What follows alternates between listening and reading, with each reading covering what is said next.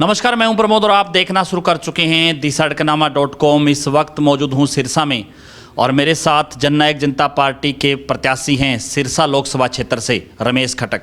हाल ही में जननायक जनता पार्टी ने 5 सीटों पर लोकसभा के प्रत्याशी चुनावी मैदान में उतार दिए हैं, जिनमें से सिरसा से रमेश खटक हैं, उनको चुनावी मैदान में उतारा है। 3 बार बड़ौदा हल्का से विधायक रहे हैं और अनुसूचित जाति प्रकोष्ठ की कमान संभाल रहे हैं रमेश खटक।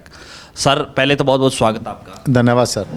सबसे पहले सर मैं आपके चैनल का तहे दिल से धन्यवाद करना चाहता हूं और इसके साथ साथ मैं अपने शीर्ष नेतृत्व का भी धन्यवाद करना चाहता हूं। हमारे राष्ट्रीय अध्यक्ष डॉक्टर अजय सिंह चौटाला जी का, पूर्व डिप्टी सीएम साहब श्री दुष्यंत चौटाला जी का, बहन नैना चौटाला जी का, पार्टी प्रधान महासचिव श्री दिग्विजय चौटाला जी का और पार्टी के तमाम नेताओं का कि उन्होंने मुझे अपना आशीर्वाद दे करके और सिरसा सीट पर कैंडिडेट के रूप में उतारने का काम किया।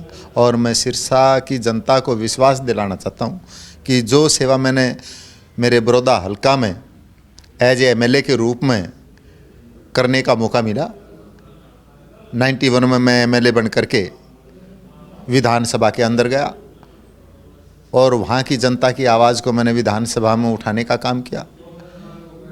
और मेरी उस मेहनत को देख करके, मेरी उस सेवा को देख करके दोबारा फिर मुझे मेरे शीर्ष नेतृत्व ने कैंडिडेट के रूप में बड़ौदा से 96 में उतारने का काम किया। फिर दोबारा बड़ौदा की जनता ने मुझे अपना आशीर्वाद दे करके विधानसभा में भेजने का काम किया। फिर मुझे तीसरी बार मेरे नेताओं ने अपना आशीर्वाद दे करके बड़ौदा के अंदर भेजने का काम किया और तीसरी बार एमएलए के रूप में फिर मैं विधानसभा में गया। तो जो भी वहाँ की जनता की आवाज़ थी, जो भी डेवलपमेंट के काम थे, उनको पूरा कराने का काम किया। उसी पैटर्न पर, उसी आधार पर मैं सिरसा की जनता को विश्वास दिलाना चाहता हूँ कि जो मेरे शीर्ष नेतृत्व ने अपना आशीर्वाद दे करके चाबी के रूप में जो हमारी पार्टी का चिन्ह है लोगों के बीच में भेजा है, तो जैसे बड़ौदा में सेवा की थी, सिरसा लोकसभा से जो पावर मुझे एज ए चाबी के रूप में लोकसभा के अंदर बैठने का मौका मिलेगा, तो इस चाबी से जो भी सिरसा लोकसभा की जनता की आवाज़ है उस ताले को खोलने का काम करूँगा। रमेश जी, एक ये कह सकते हैं कि आप बड़ौदा से हैं, सिरसा के लिहाज से एक की बाहरी उम्मीदवार है और इसके साथ साथ मजबूती ये है कि आप SC A से संबंध रखते हैं, क्योंकि पहले यहाँ पर इस तरह की चर्चा चल रही थी, ये मांग भी थी कि SC, चूँकि 2 कांग्रेस की ओर से जो लगभग नाम तय हैं, कुमारी सैलजा का और अशोक तंवर जो कि बीजेपी ने प्रत्याशी बनाया है, दोनों ही SC B के उम्मीदवार हैं। आपको क्या लगता है कि इसका एक फ़ायदा है वो आपको मिलेगा? बिल्कुल, ये फ़ायदा जैसा कि आपने बताया AB कैटेगरी के हिसाब से चौधरी देवीलाल जी की नीति हमेशा रही है और आम आदमी को जिसका हक कभी मिला नहीं, तो चौधरी देवीलाल ने कभी जात पात की राजनीति नहीं की। जिस समाज को उसका हक नहीं मिला, तो चौधरी देवीलाल जी ने, चाहे वो विधानसभा के रूप में, चाहे वो लोकसभा के रूप में, देने का काम किया। और आज उसी आधार को लेकर के जो मुझे, क्योंकि भारतीय जनता पार्टी ने भी हमारे वर्ग को टिकट नहीं दिया, जो दे रखी थी वो भी वापस ले ली, क्योंकि मैं भी उसी समुदाय से, जो हमारी बहन सुनीता दुग्गल वो हैं, उसी समुदाय से मैं हूँ, धानक समाज से, तो उनकी टिकट को काट दिया। कांग्रेस पार्टी ने भी ए वर्ग की टिकट को काट दिया। तो उस बात को लेकर के सारे हरियाणा के अंदर लोगों के अंदर रोष है और हमारी पार्टी के नेताओं ने मुझे अपना आशीर्वाद दे करके और ए वर्ग में ये टिकट दी है। तो इसके लिए मैं सारे हरियाणा की जनता की तरफ से क्योंकि एक वर्ग से कोई ना तो एमएलए बना ना कोई एमपी बना, हर वर्ग अपनी ताकत दे करके उसको एमएलए एमपी बना करके भेजता है। तो मुझे विश्वास है कि यहाँ की जनता भी मुझे, जहाँ ए वर्ग का मुझे आशीर्वाद मिलेगा तो उसके साथ साथ मुझे हर वर्ग का आशीर्वाद मिलेगा।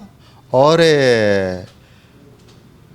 आने वाले समय में विधानसभा के अंदर भी हमारी इस ताकत का ये पता लग जाएगा कि भाई इनका हक जो था हमने नहीं दिया, तो इसलिए हमारे साथ ऐसा व्यवहार वो लोगों ने किया, हमारे कैंडिडेट्स को वो हराने का काम किया, वोट ना देने का काम किया। और मैं सिरसा में कोई पहली बार नहीं आया, सिरसा में मैं पहले भी आता रहा हूँ।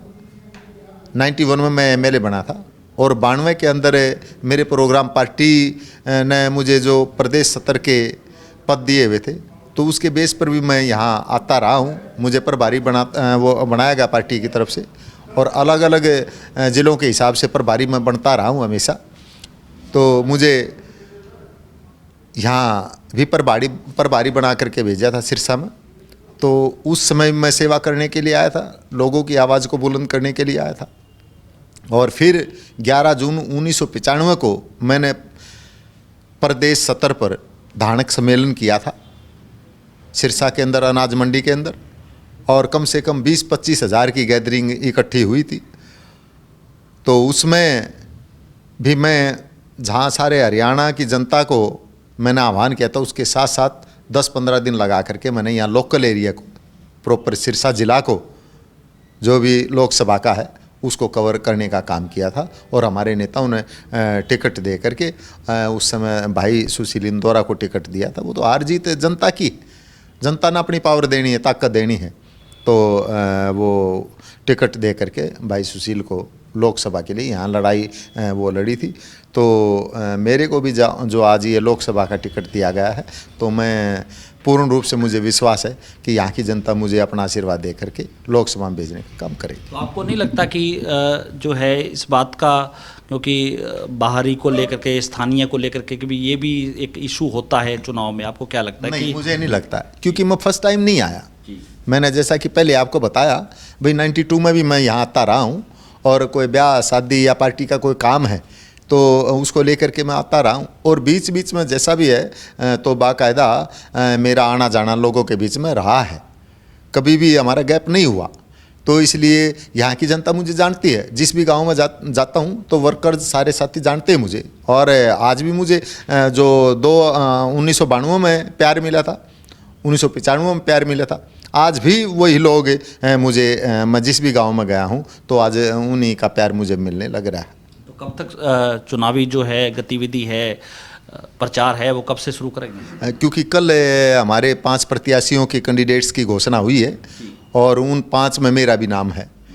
तो मैं आज सिरसा के अंदर आया हूँ और हमारे वरिष्ठ साथियों की मीटिंग ली है। हमने बैठ कर के सभी ने मंथन किया कि भाई किस तारीख से और किस हल्के का प्रोग्राम बनाना चाहिए। तो हमारे प्रोग्राम बने हुए हैं। तो जो भी आदेश हमारे वरिष्ठ नेता बैठे हुए हैं, पार्टी के तमाम वर्कर्स साथी, तो जहाँ भी वो कहेंगे जिस इलाके में, जिस हल्के में, मैं वहीं उसी इलाके के प्रोग्राम के हिसाब से चलूँगा। सिरसा की भौगोलिक स्थिति का रमेश खटक को कितना ज्ञान है? क्योंकि यहाँ कभी तो ये पता होता है कि भाई यहाँ फ्लड आ गई कुछ एरिया में, तो उसके बारे में आवाज़ वो बुलंद करने की वो आती है जी, हैं जी। और यहाँ और भी डेवलपमेंट के काम हैं जो बहन सुनीता दुग्गल ने उठाने का काम किया था और अधूरे रह गए, तो उन कामों को पूरा करने का मैं काम करूँगा। धन्यवाद। हमारे साथ जुड़े जननायक जनता पार्टी के प्रत्याशी रमेश खटक, और जो कि कल ही टिकट अनाउंस हुआ था और आज इन्होंने कार्यकर्ताओं की मीटिंग ली है और उसके बाद जो है शहर की अनेक संस्थाओं से जाकर के बातचीत भी की है और बहुत जल्द है अपना चुनावी प्रचार भी शुरू करेंगे। ज़्यादा से ज़्यादा इस वीडियो को आप शेयर जरूर कर दीजिए और कमेंट सेक्शन में आप अपनी राय जरूर दीजिए कि इस इंटरव्यू को लेकर के आप क्या सोचते हैं। अगर आपका कोई सवाल है तो आप हमें कमेंट सेक्शन में अपना सवाल लिखिए ताकि अगले इंटरव्यू पे उस सवाल पे भी चर्चा की जा सके। बहुत बहुत शुक्रिया।